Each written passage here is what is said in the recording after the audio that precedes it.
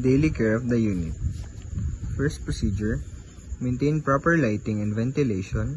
Next, clean articles and return them to the room clean and dry. Next, dust all furnitures, window sills, and walls.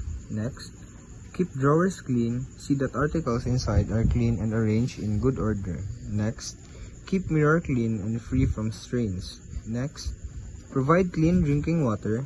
Next, check if garbage can has been emptied. Next, check if toilet and bathroom are clean and toilet paper and soap are provided. Next, take flowers to utility room, clean, arrange, and return to bedside. Next, check all equipment and articles in the room or bedside. Next, check if the calling device is functioning properly and within the reach of the patient.